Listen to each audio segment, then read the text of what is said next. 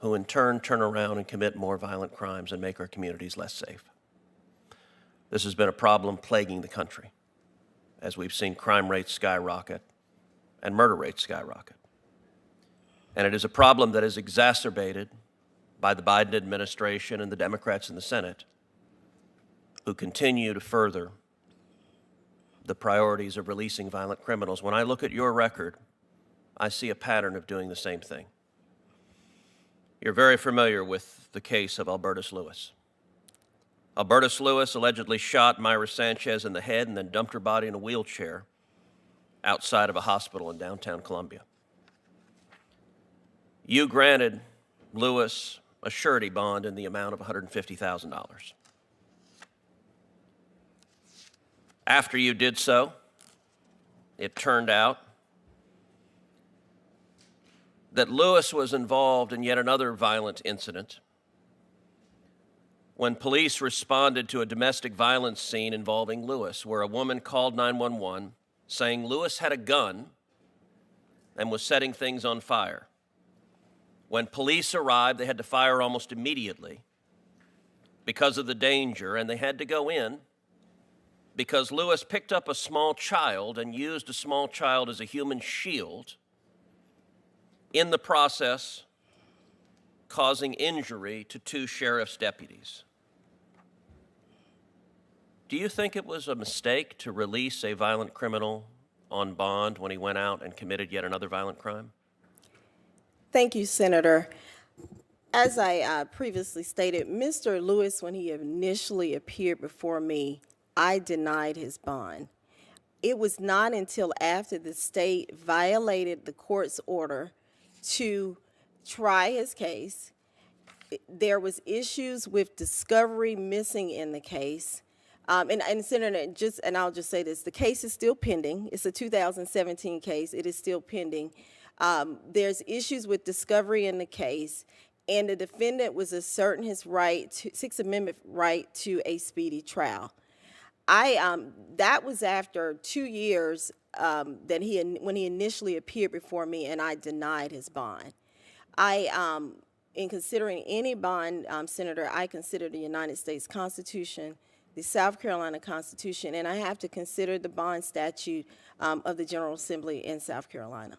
Okay, so you just said you did it because of a speedy trial claim. What is the remedy for a speedy trial claim? The remedy for a speedy trial claim is dismissal. So you didn't do that, did you?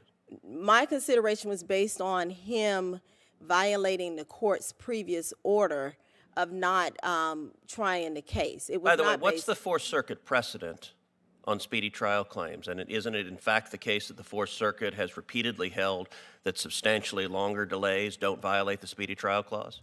Well, I think there's an analysis that has to be done. Did you engage in that analysis? Yes, and part of that analysis is that the state has to give a reason as to why they did not try the case. And in that case, the state did not have a reason whatsoever. So you said you engaged in that analysis. Did you write an opinion? Did you explain your reasoning from the bench? I don't recall. I do not recall, but we do not usually have published opinions in South Carolina. Well, you know, the court they've appointed you to, that's what they do. And yes, I understand that. So I'm going to give you a chance to answer my question again, because I started with, do you think it was a mistake to release a violent criminal who turned around and injured two sheriff's deputies and held up a little child as a human shield? Was it a mistake? Thank you again, Senator. Once again, I consider the issues before me. I consider the Constitution of the state of South Carolina, the United States, and the bond code. And but you know, that's not any comfort to the families of the sheriff's deputies who were shot by the violent criminal you released. And you have a pattern of doing so in other cases as well, including releasing one of the people involved in yet another murder of Kelly Honeywell, a 33-year-old single mother of 4 who was murdered, shot during a robbery, and you released one of the individuals involved in that. And listen, what I find amazing is The Biden administration claims they bear no responsibility for releasing violent criminals who turn around and murder people. But then President Biden keeps nominating judicial nominees who have a history of releasing violent criminals who turn around and murder people.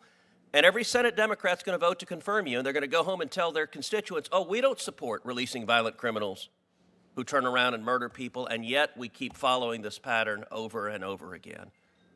There's a reason people are very concerned about the safety of their families. Senator Booker. It's good to be back, Mr. Chairman. It's an honor to be before you, Judge. I'm grateful. I just want to take a moment, though. You know, it's tough to see issues of crime become so weighted in partisanship in our country when we all share the same values. We all want safe homes and safe communities. And the way data is often parsed is such a venal kind of crass partisanship.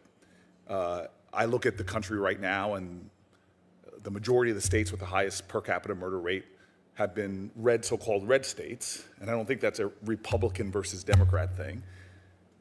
And to use these things to whip up makes me appreciate the weeks I had away from Washington, D.C. Because out in America, people want us to come together and find solutions.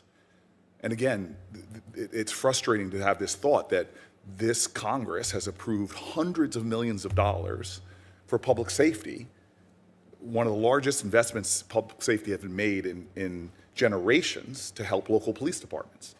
We've expanded COPS grants, SAFER grants.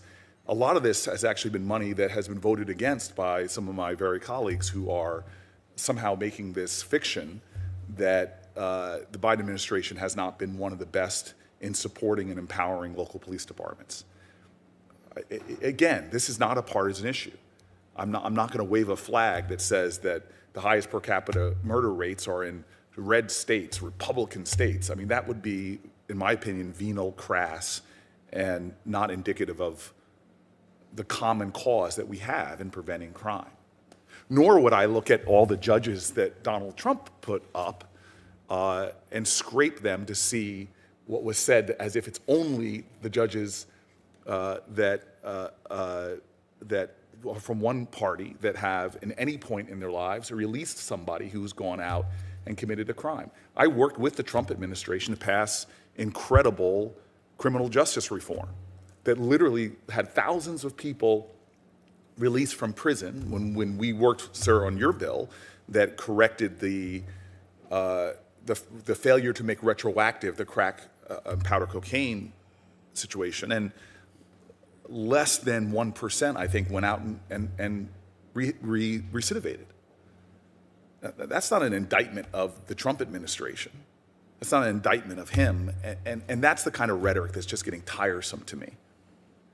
Murder started to spike not under the Biden administration. Murder rates started to spike in America under the Trump administration. And so, again, I'm back here. I need to readjust into this environment, into this, into listening back and forth. But I am frustrated that it's happening before a judge who is just extraordinary, whose career is a testimony to the best of what it means to serve this country, not in a partisan way, but in a branch of government that's independent of partisanship, who's sitting in a chair making tough calls every single day. And now what I see is often a pattern that I've seen in Supreme Court, in a Supreme Court hearing now, all the way down now to the federal judiciary, to try to create this fiction that somehow judges who have to make tough calls, judges appointed by Republicans and Democrats, often have to make tough calls and have to evaluate the law and make decisions. And I think that your career is a testimony to that.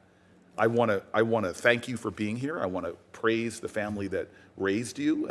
I want to celebrate your service and let you know that I'm looking forward to voting for you on the floor of the Senate. You will be confirmed, and it will be a great day for America. And so let me just end in the 30 seconds I have left and just asking you to say on the record, your understanding of your role as a judge in the face of a nation that has more and more partisanship, it seems, a greater culture of contempt. You're coming forward, and I think your career is a testimony to that, with an understanding to the responsibilities of the judiciary. And you will hold on this circuit court position, which I'm confident you will have, a sacred obligation that you will fulfill.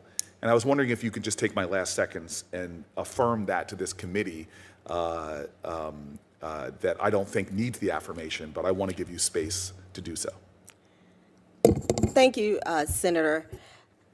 In any decision that I make, I consider the text of the Constitution. In my current role, I consider the South Carolina Constitution and the law that is before me.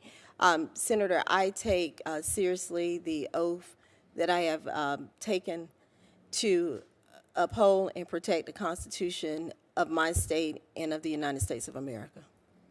And not only